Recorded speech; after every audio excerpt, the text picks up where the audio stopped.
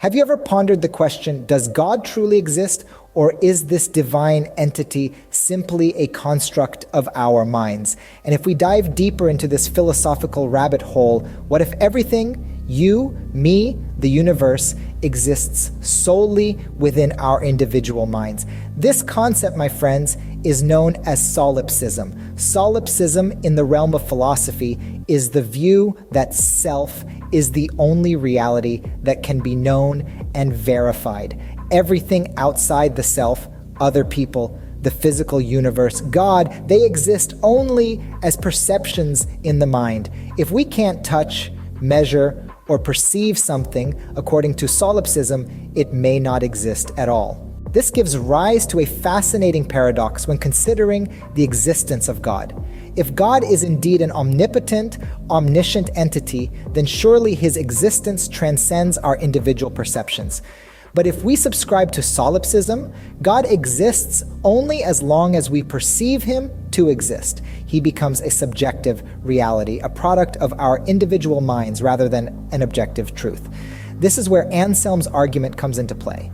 Anselm claims that because God exists in our minds, he must also exist in reality. But this argument is a slippery slope.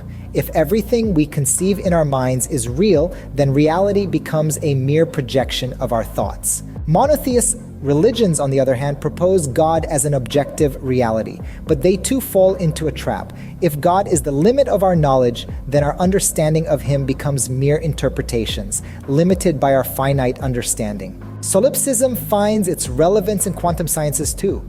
It suggests that anything outside one's own mind is uncertain, and the external world and other minds might not exist outside the mind, but it doesn't deny the possibility of their existence altogether. To summarize, solipsism presents a unique viewpoint that challenges our understanding of reality and God.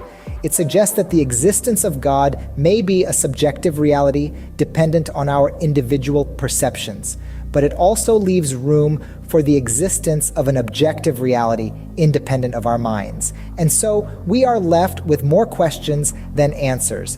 Is God a divine entity that exists beyond our perceptions or a construct of our minds? Does an objective reality exist, or is the universe a projection of our consciousness? The answers, my friends, lie within the realms of philosophy, theology, and quantum physics, and perhaps within the depths of our own minds.